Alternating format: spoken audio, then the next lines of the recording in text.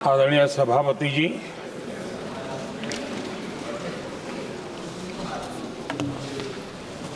आदरणीय राष्ट्रपति जी के संबोधन पर आभार प्रकट करने के लिए मैं उपस्थित हुआ हूं।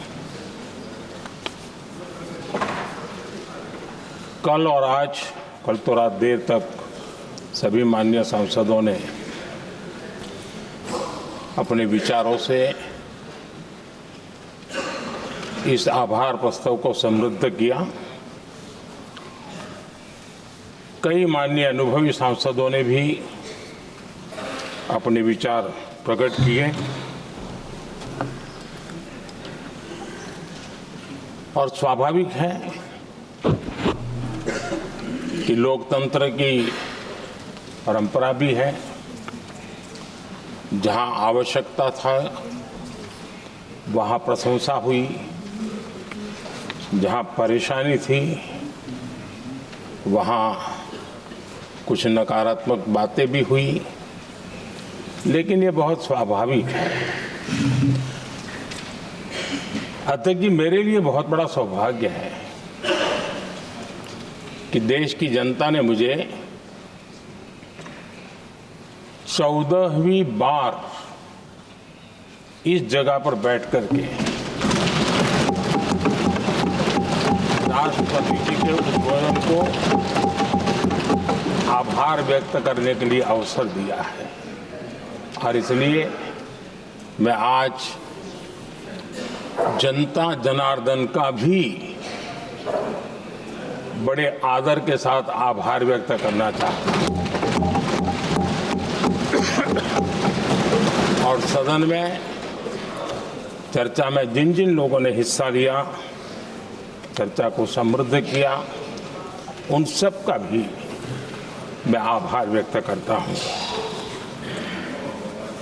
आदरणीय सभापति जी,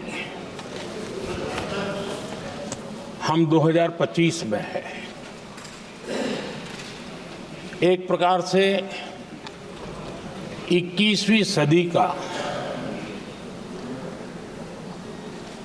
25% हिस्सा बीत चुका है।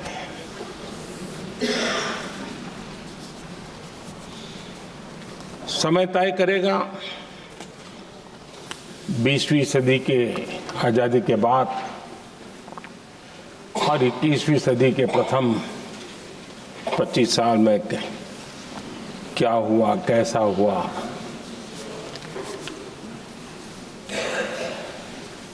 लेकिन इस राष्ट्रपति जी के संबोधन में अगर हम बारीकी इसको अध्ययन करेंगे तो ये साफ नजर आता है कि उन्होंने देश के सामने भविष्य के 25 वर्ष और विकसित भारत के लिए एक नया विश्वास जगाने वाली बात,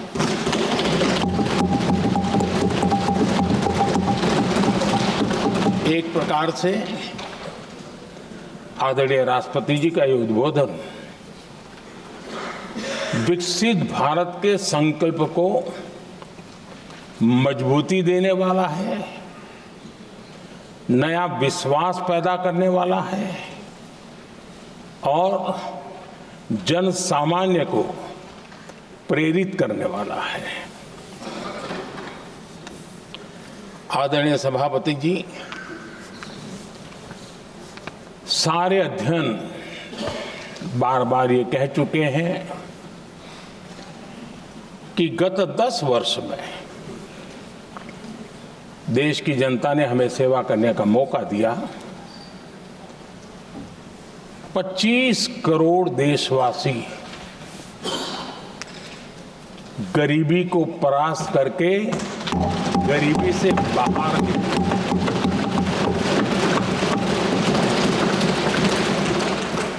आदरणीय सभापति जी, 5 दशक तक गरीबी हटाओ के नारे सुने हो और अब 25 करोड़ गरीब गरीबी को परास्त करके बाहर निकले, ऐसे ही नहीं हो।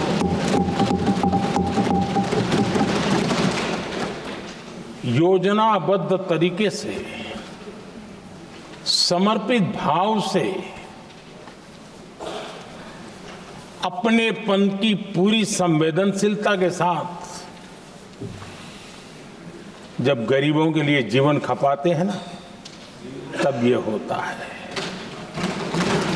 आदरणीय सभापति जी, जब जमीन से जुड़े लोग जमीन की सच्चाई को जानते हुए जमीन पर जीवन खपाते हैं, तब जमीन पर बदलाव निश्चित होके रहता है।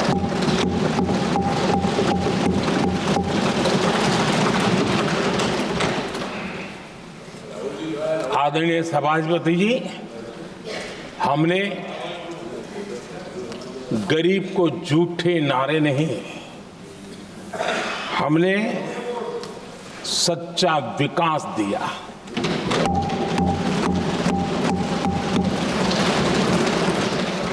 गरीब का दुख, सामान्य मानवी की तकलीफ, मिडिल क्लास के सपने ऐसे ही नहीं समझे जाते। आदरणीय सभापति जी, इसके लिए एक जज्बा चाहिए।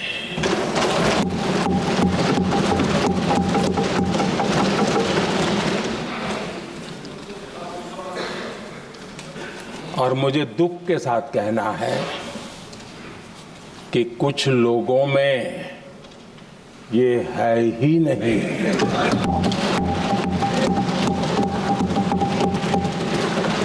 आदरणीय सभापति जी, बारिश के दिनों में कच्ची छत, फुसकी,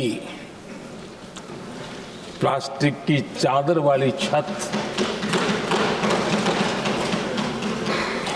उससे नीचे जीवन गुजारना कितना मुश्किल होता है। पल पल सपने रौंद दिए जाते हैं, ऐसे पल होते हैं, ये हर कोई नहीं समझ सकता। आदरणीय सभापति जी, अब तक गरीबों को 4 करोड़ घर मिले हैं।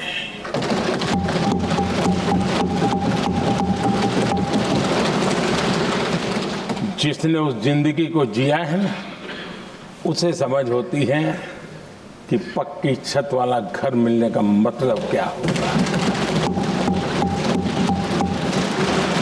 आदरणीय सभापति जी, एक महिला जब खुले में शौच जाने के लिए मजबूर हो जाती है, वो या तो सूर्योदय के पहले या सूर्यास्त के बाद, कठिनाइयों के झेलने के बाद इस छोटा सा अपना नित्य कर्म करने के लिए निकल सकती है। तब उसे क्या तकलीफ होती थी, ऐसे लोग समझ नहीं सकते। आदरणीय सभापति जी, हमने 12 करोड़ से ज्यादा शौचालय बनाकर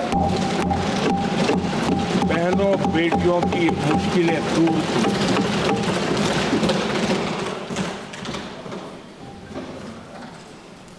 आदरणीय सभापति जी,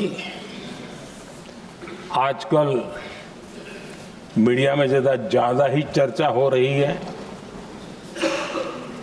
सोशल मीडिया में और अधिक हो रही है। कुछ नेताओं का फोकस घरों में जकूजी पर, स्टाइलिश शावर्स पर, लेकिन हमारा फोकस तो हर घर जल पहुंचाने पर है।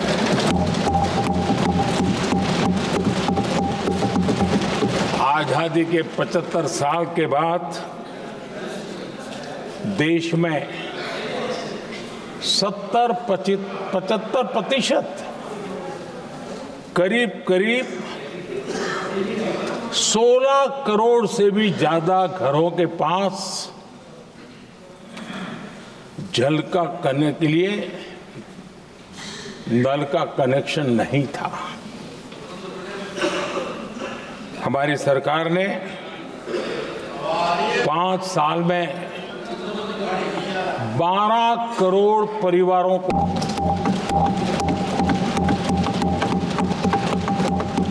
घरों में नल से जल देने का काम किया है और काम तेजी से आगे भी बढ़ रहा है। आदरणीय सभापति जी, हमने गरीबों के लिए इतना काम किया और इसके कारण आदरणीय राष्ट्रपति जी ने अपने अभिभाषण में इसका विस्तार से वर्णन किया है। जो लोग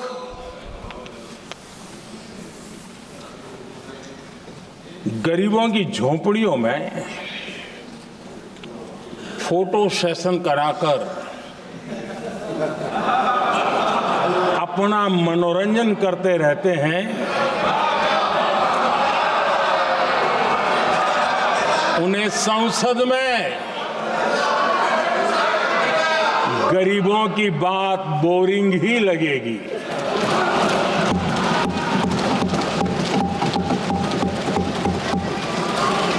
आदरणीय सभापति जी, मैं उनका गुस्सा समझ सकता हूं।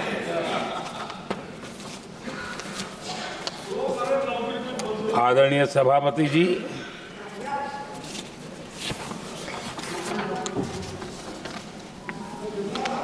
समस्या की पहचान करना एक बात है, लेकिन अगर जिम्मेवारी है तो समस्या की पहचान कर करके छूट नहीं सकते। उसके समाधान के लिए समर्पित भाव से प्रयास करना होता है। हमने देखा है और पिछले 10 साल के हमारे काम को देखा होगा और राष्ट्रपति जी के अभिभाषण में भी देखा होगा। हमारा प्रयास समस्या की समाधान का रहता है और हम समर्पित भाव से प्रयास करते हैं। आदरणीय सभापति जी, हमारे देश में एक प्रधानमंत्री हुआ करते थे।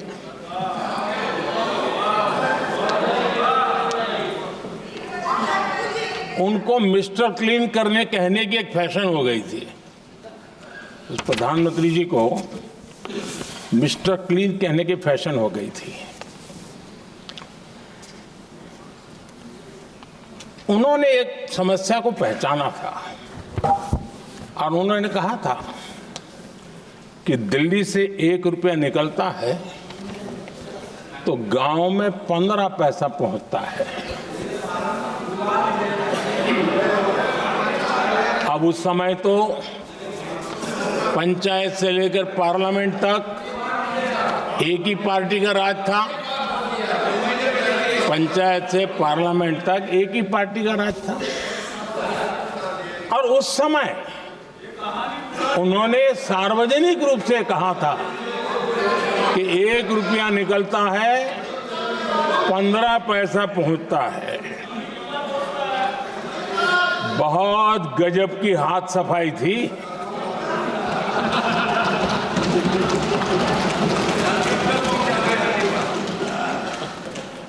पंद्रह पैसा किसके पास जाता था, ये देश का सामान्य मानवी भी आसानी से समझ सकता है।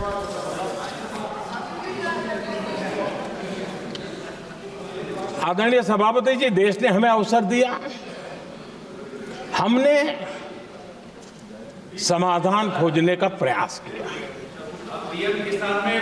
हमारा मॉडल है बचत भी विकास भी।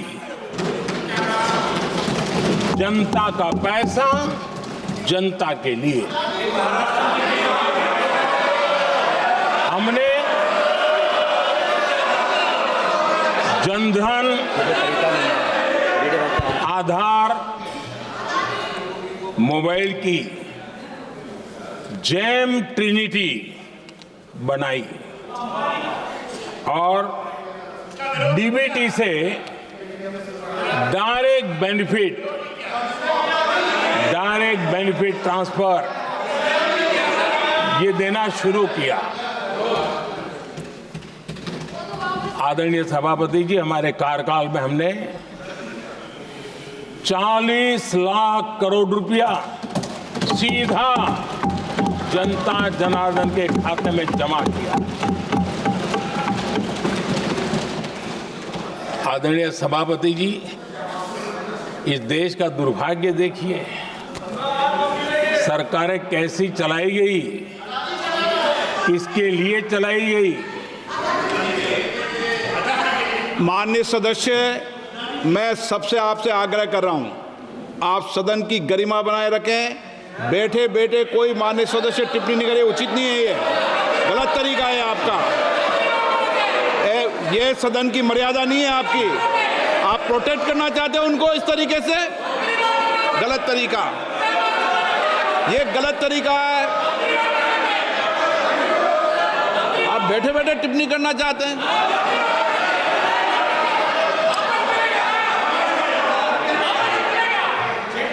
आदरणीय सभापति जी,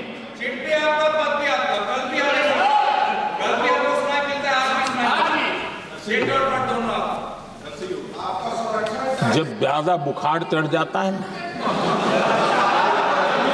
तब लोग कुछ भी बोलते हैं, लेकिन इसके साथ साथ ज्यादा हताशा निराशा फैल जाती है तब भी बहुत कुछ बोलते हैं। आदरणीय सभापति जी, जिनका जन्म नहीं हुआ था, जो भारत की इस धरती पर अवतरित नहीं हुए थे, ऐसे 10 करोड़ फर्जी लोग सरकारी खजाने से अलग अलग योजनाओं का फायदा ले रहे थे। आदरणीय सभापति जी, सही को अन्याय न हो इसलिए राजनीतिक फायदा नुकसान की परवाह किए बिना हमने इन 10 करोड़ फर्जी नामों को हटाया और असली लाभार्थियों को खोज करके उन तक मदद पहुंचाने का अभियान चलाया। आदरणीय सभापति जी, ये 10 करोड़ फर्जी लोग जब हटे और भिन्न भिन्न योजनाओं का हिसाब लगाएं तो करीब करीब 3 लाख करोड़ रुपया गलत हाथों से जाने से बच गए। मैं हाथ किसका था ये नहीं कह रहा हूं, गलत हाथों से। आदरणीय सभापति जी, हमने सरकारी खरीद में भी टेक्नोलॉजी का भरपूर उपयोग किया, ट्रांसपेरेंसी लाए और जेम पोर्टल, जो आज राज्य सरकारें भी उसका उपयोग कर रही है, जेम पोर्टल से जो खरीदी हुई उससे आमतौर पर जो खरीदी होती है उससे कम पैसों में खरीदी हुई और सरकार के 1,15,000 करोड़ रुपए की बचत हुई।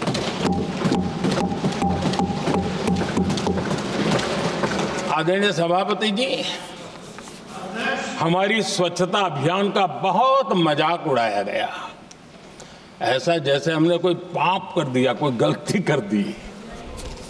न जाने क्या क्या कहा जाता था। लेकिन आज मुझे संतोष से कहना है, इन सफाई के कारण हाल के वर्षों में सिर्फ सरकारी दफ्तरों से जो कबाड़ बेचा गया ना, उसमें 2300 करोड़ रुपया सरकार को मिले हैं। महात्मा गांधी ट्रस्टीशिप के सिद्धांत की बात करते थे। वो कहते थे कि हम ट्रस्टी हैं, ये संपत्ति जनता जनार्दन की है और इसलिए हम पाई पाई को एक ट्रस्टीशिप के सिद्धांत के आधार पर बचाने की और सही जगह पे उपयोग करने का प्रयास करते हैं। और तब जाकर के स्वच्छता अभियान से कबाड़ बेचकर 2300 करोड़ रुपया देश की सरकार के खजाने में आ रहा है।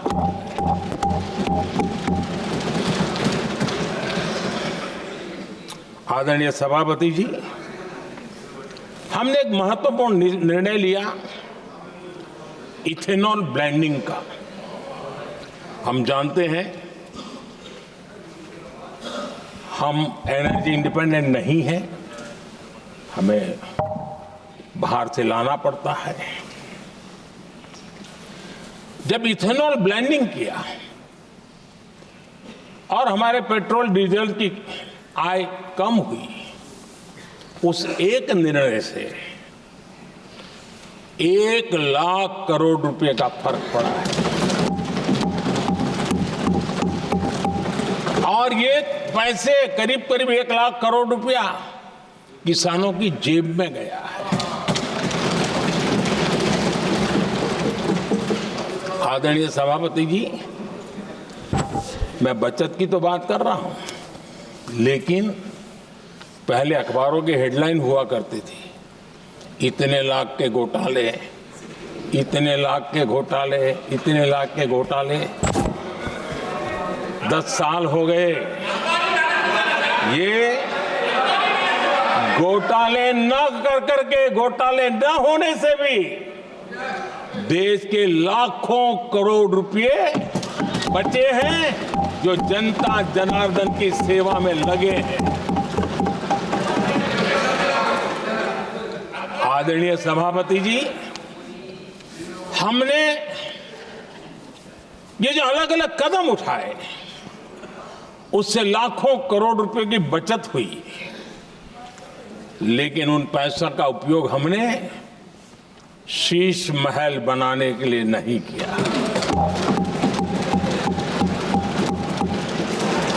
इसका उपयोग हमने देश बनाने के लिए किया है। इंफ्रास्ट्रक्चर का बजट 10 साल पहले 1,80,000 करोड़ था,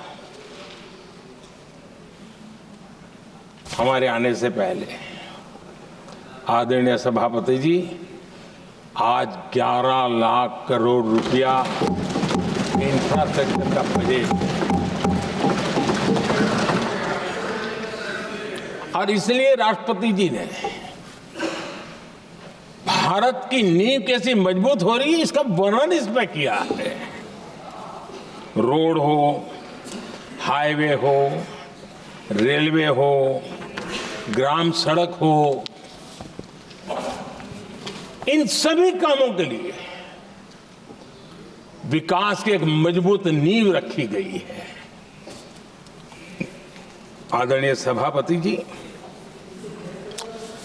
सरकारी खजाने में बचत हुई वो तो एक बात है, और वो करना भी चाहिए, जैसा मैंने ट्रस्टीशिप की बात कही।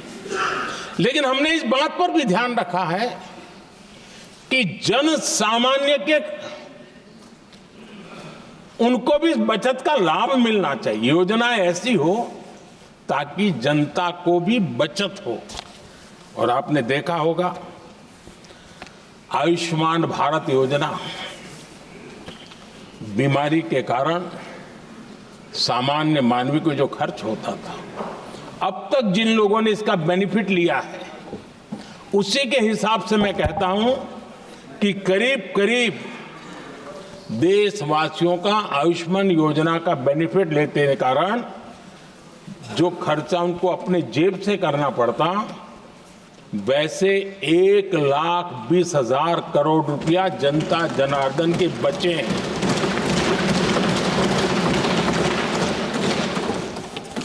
ये आवश्यक है कि अब जैसे जन औषधि केंद्र, आज मध्यम वर्ग के परिवार में 60-70 साल उम्र के परिवार के स्वजन हो तो स्वाभाविक है कोई न कोई बीमारी आ ही जाती है, दवाई का खर्चा भी होता है, दवाएं महंगी भी होती है। हमने जब से जन औषधि केंद्र खोले हैं जिसमें 80% डिस्काउंट होता है, और उसके कारण जिन परिवारों ने इन जन औषधि केंद्रों से दवाइयां ली हैं उनके करीब करीब 30,000 करोड़ रुपए दवाई को खर्चा बचा।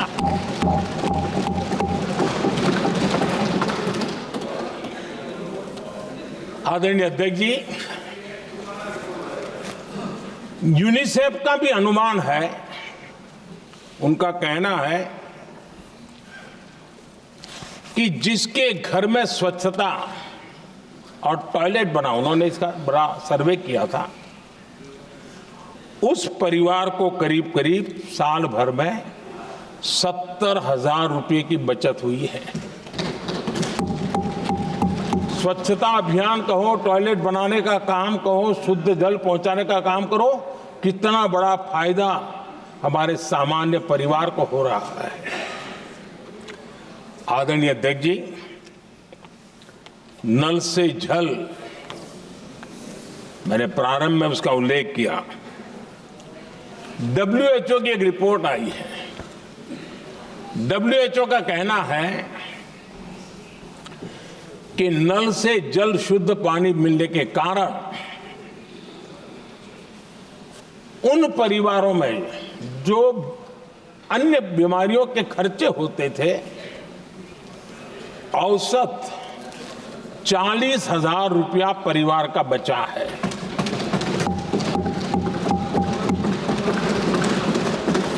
मैं ज्यादा गिन नहीं रहा हूं, लेकिन ऐसी अनेक योजना है जिन योजनाओं ने सामान्य मानवीय के खर्च में बचत की है। आदरणीय सभापति जी, करोड़ों देशवासियों को मुफ्त अनाज, उसके भी उस परिवार के हजारों रुपये बचते हैं। PM सूर्यघर मुफ्त बिजली योजना, जहां जहां ये योजना लागू हुई, इन परिवारों को औसतन साल भर के 25 से 30,000 रुपये बिजली की बचत हो, पैसों में बचत हो रही है, खर्च में बचत हो रही है। और अगर ज्यादा बिजली है तो बेच करके कमाई कर रहा है वो अलग, यानी सामान्य मानवीय की बचत भी। हमने LED बल्ब का एक अभियान चलाया था। आपको मालूम है कि हमारे आने से पहले LED बल्ब 400 रुपये में बिकते थे। हमने इतना अभियान चलाया, उसकी कीमत 40 रुपये हो गई। और LED बल्ब के कारण बिजली की भी बचत हुई और उजाला भी ज्यादा मिला, और उसमें देशवासियों के करीब 20,000 करोड़ रुपए बचे हैं। आदरणीय सभापति जी, जिन किसानों ने सॉइल हेल्थ कार्ड का वैज्ञानिक तरीके से उपयोग किया है, उनको बहुत फायदा हुआ है, और ऐसे किसानों को प्रति एकड़ 30,000 रुपये की बचत हुई है। आदरणीय अध्यक्ष जी, बीते 10 साल में इनकम टैक्स को कम करके भी हमने मिडिल क्लास की बचत को बढ़ाने का काम किया है। आदरणीय अध्यक्ष जी, 2014 के पहले ऐसे बम गोले फेंके गए, बंदूक की ऐसी गोलियां चलाई गई कि देशवासियों का जीवन छलनी कर दिया गया था। हमने धीरे धीरे उन घावों को भरते भरते आगे बढ़े। 2 लाख करोड़ रुपया 2 लाख रुपया 2013-14 में 2 लाख रुपये, सिर्फ 2 लाख रुपये, उस पर इनकम टैक्स माफी थी। और आज 12 लाख रुपये संपूर्ण रूप से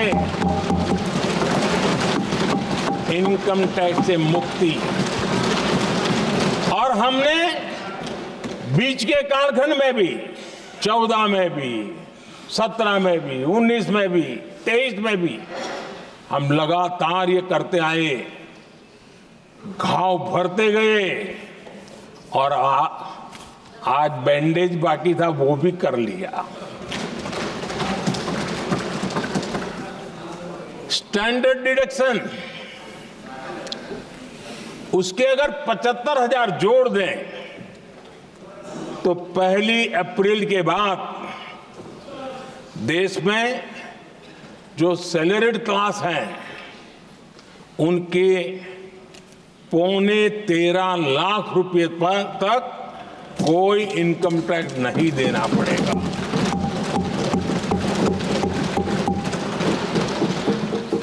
आदरणीय सभापति जी,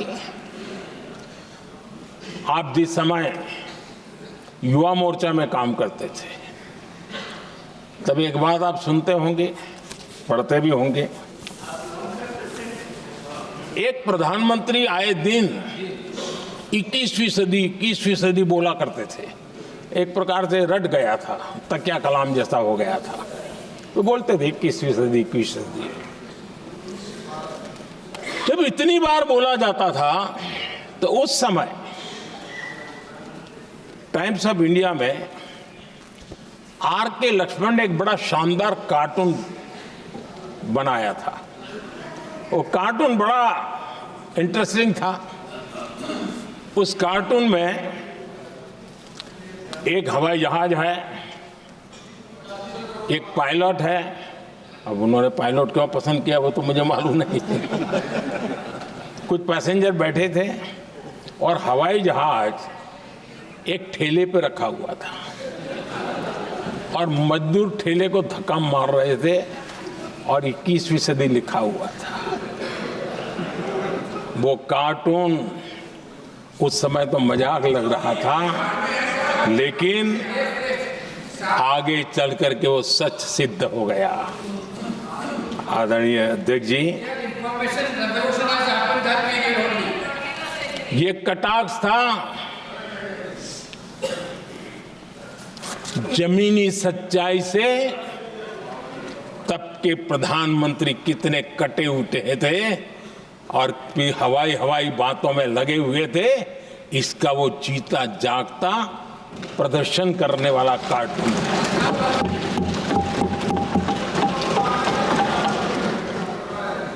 आदरणीय अध्यक्ष जी, जिन्होंने तब 21वीं सदी की बातें की थी, वो 20वीं सदी की जरूरतों को भी पूरा कर नहीं पाए थे। आदरणीय अध्यक्ष जी, आज जब मैं देखता हूं, पिछले 10 साल से सारी बीतों को बारीकी से देखने का अवसर मिला है, तो मुझे बड़ा दर्द होता है।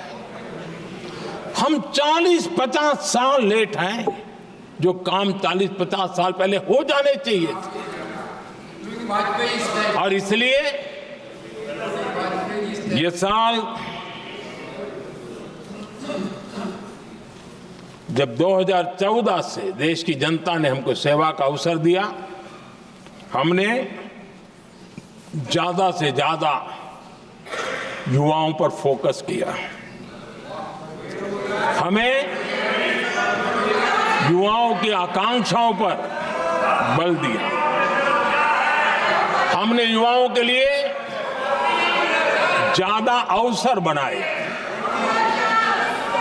हमने कई क्षेत्रों को खोल दिया।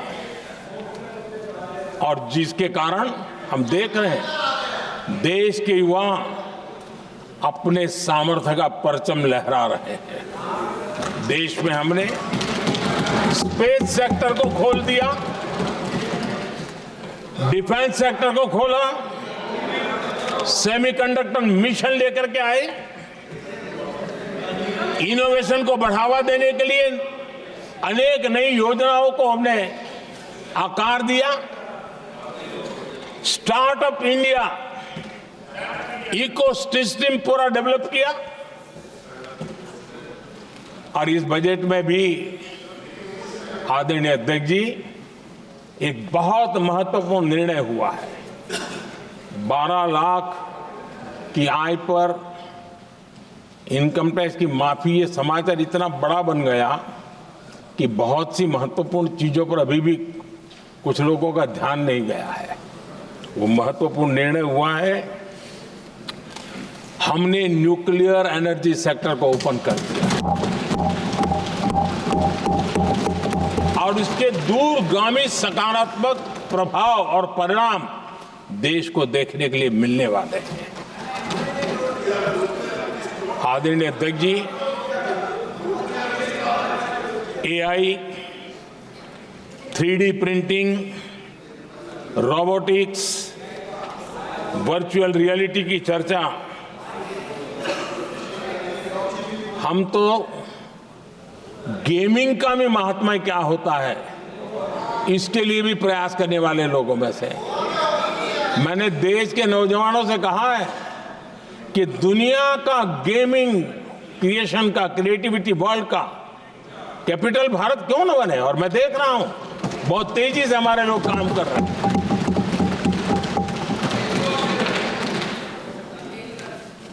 कुछ लोगों को अब जब एआई की बात होती है, कुछ लोगों को अब ये शब्द फैशन में है तो बोला जाता है, लेकिन मेरे लिए सिंगल एआई नहीं है, डबल एआई। भारत की डबल ताकत है। एक एआई आर्टिफिशियल इंटेलिजेंस, दूसरा एआई एस्पिरेशनल इंडिया।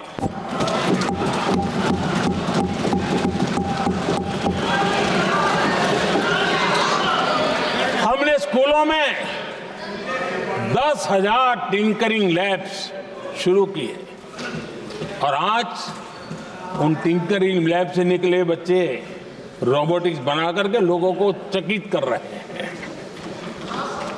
और इस बजट में 50,000 नए टिंकरिंग लैब्स उसका प्रावधान किया गया।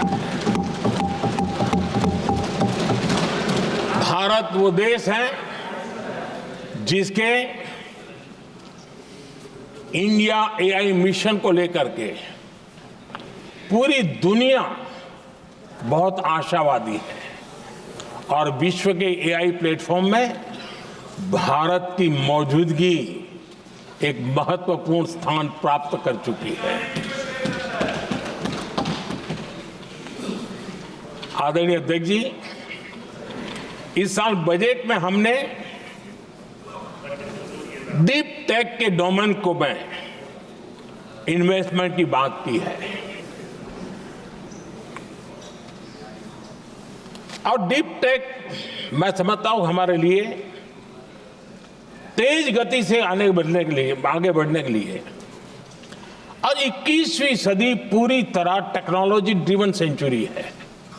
ऐसे में हमारे लिए आवश्यक है कि भारत डीप टेक के क्षेत्र में बहुत तेजी से आगे बढ़े। आदरणीय अध्यक्ष जी,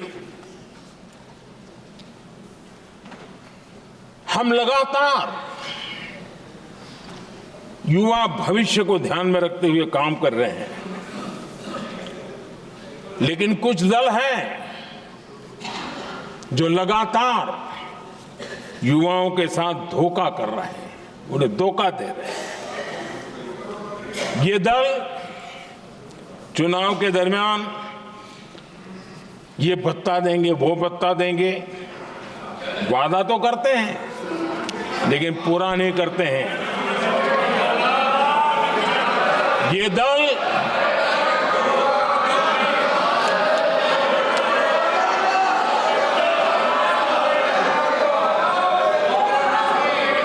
प्लीज माननीय सदस्य गरिमा प्रतिष्ठा बनाए रखें। भारत की संसद में आप प्लीज बैठे बैठे टिप्पणी नहीं करें, और नए माननीय सदस्य बैठे बैठे टिप्पणी कर रहे हैं। आदरणीय अध्यक्ष जी, ये दल युवाओं के भविष्य पर आपदा बनकर गिरे हुए हैं।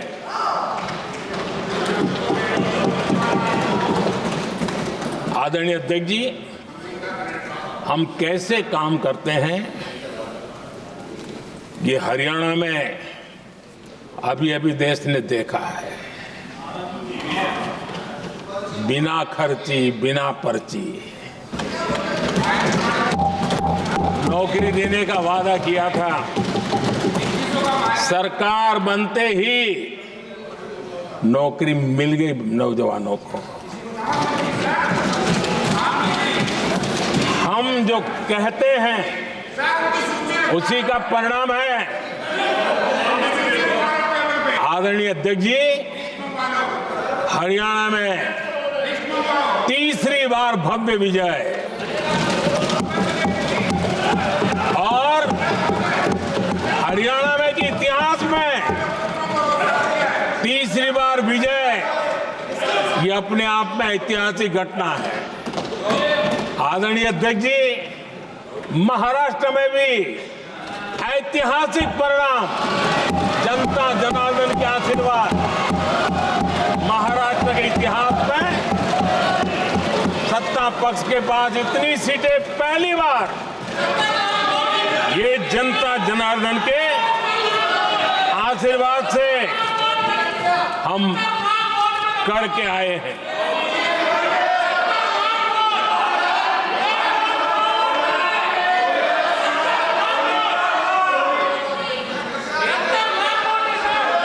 कुछ समझते आदरणीय अध्यक्ष जी, कल जवाब दिया था ना आपको। चलिए। आदरणीय राष्ट्रपति जी ने अपने अभिभाषण में हमारे संविधान के 75 वर्ष होने पर भी विस्तार से चर्चा की है। आदरणीय अध्यक्ष जी, संविधान में जो धाराएं हैं उसके साथ साथ संविधान का एक स्पिरिट भी है, और संविधान को मजबूती देने के लिए संविधान की भावना को जीना पड़ता है। और मैं आज उदाहरणों के साथ बताना चाहता हूं। हम वो लोग हैं जो संविधान को जीते हैं।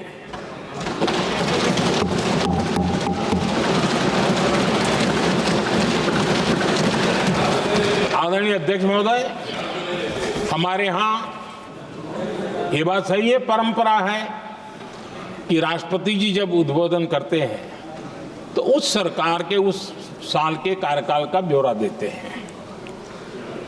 उसी प्रकार से राज्यों में गवर्नर का जो उद्बोधन होता है सदन में, वो उस राज्य के कार्यकलापों का ब्यौरा देते हैं। संविधान और लोकतंत्र का स्पिरिट क्या होता है? जब गुजरात के 50 वर्ष हुए,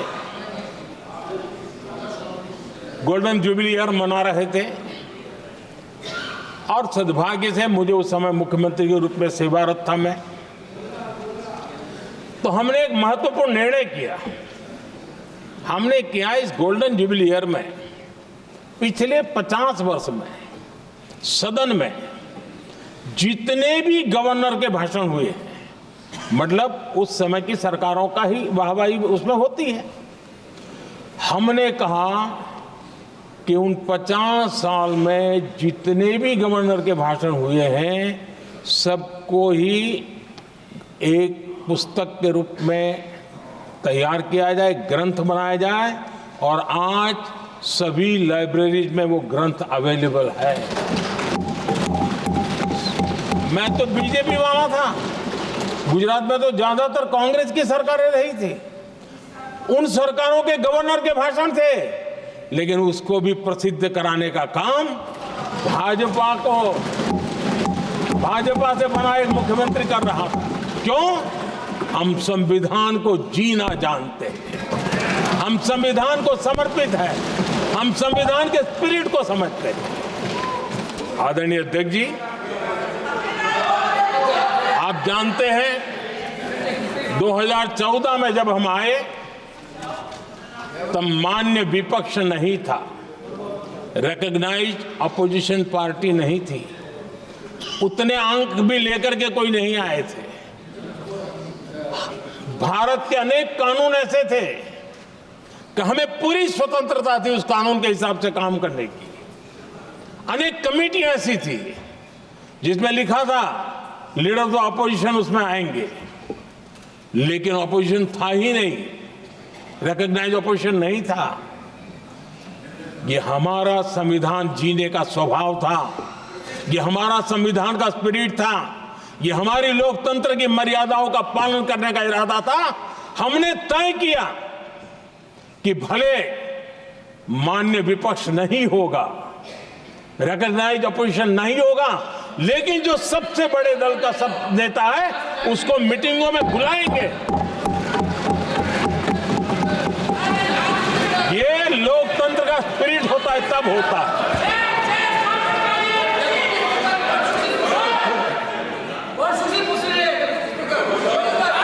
चुनाव आयोग की कमेटियां, आदरणीय अध्यक्ष जी, पहले तो प्रधानमंत्री फाइल करके निकालते थे। ये हम हैं जिसने अपोजिशन के लीडर को भी उस कमेटी में बिठाया है।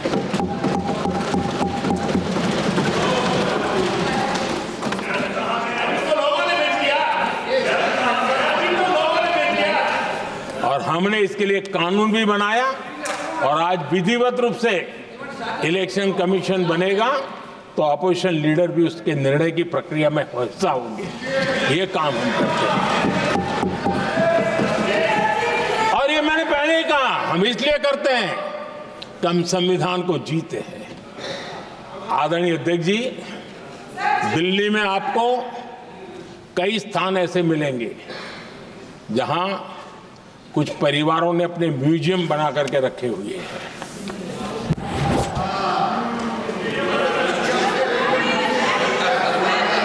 जनता जनार्दन के पैसों से काम हो रहा है। लोकतंत्र का स्पिरिट क्या होता है, संविधान को जीना किसको कहते हैं। हमने पीएम म्यूजियम बनाया और देश के पहले से लेकर के मेरे पूर्व तक के सभी प्रधानमंत्रियों के जीवन को और उनके कार्य को उस पीएम म्यूजियम बनाया गया है। और मैं तो चाहूंगा कि पीएम म्यूजियम में जो जो महापुरुष हैं उनके परिवारजनों ने समय निकाल करके उस म्यूजियम को देखना चाहिए और उसमें कुछ जोड़ने के लगता है तो सरकार का ध्यान आकर्षित करना चाहिए ताकि वो म्यूजियम समृद्ध हो और देश के बालकों को प्रेरणा। ये होता है संविधान की भावना। अपने लिए तो सब करते हैं, खुद के लिए जीने वालों की जमात बहुत छोटी नहीं है। संविधान के लिए जीने वाले यहां बैठे हैं।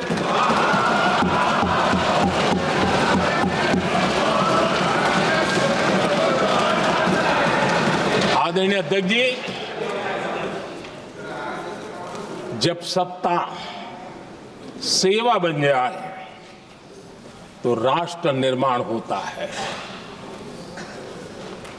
जब सत्ता को विरासत बना दिया जाए तब लोकतंत्र खत्म हो जाता है।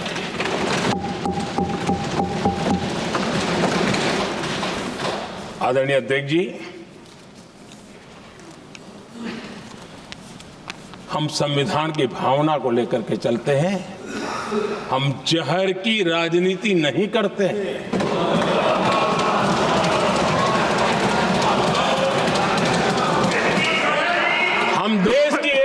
सर्वोपरि रखते हैं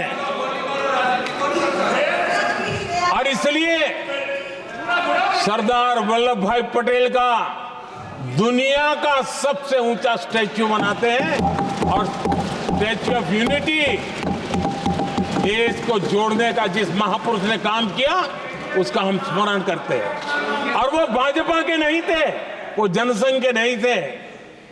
हम संविधान को जीते हैं, इसलिए इस सोच से आगे बढ़ते हैं।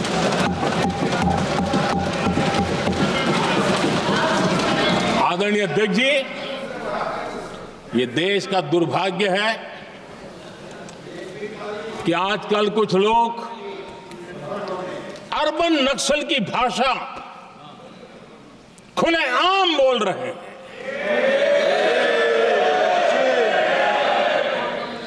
और अर्बन नक्सल जिन बातों को बोलते हैं, इंडियन स्टेट के सामने मोर्चा लेना,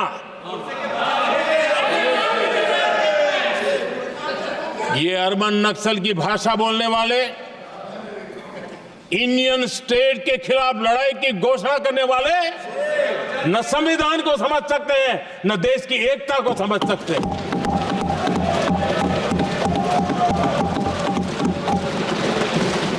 आदरणीय अध्यक्ष जी,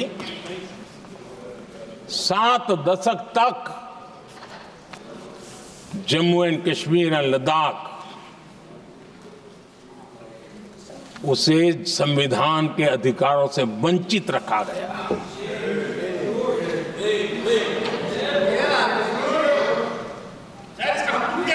ये संविधान के साथ भी अन्याय था और जम्मू कश्मीर और लद्दाख के लोगों के साथ भी अन्याय था। हमने आर्टिकल 370 की दीवार गिरा दी। अब जम्मू कश्मीर और लद्दाख के उन राज्यों को, देशवासियों को जो अधिकार हैं, वो अधिकार उनको मिल रहे हैं।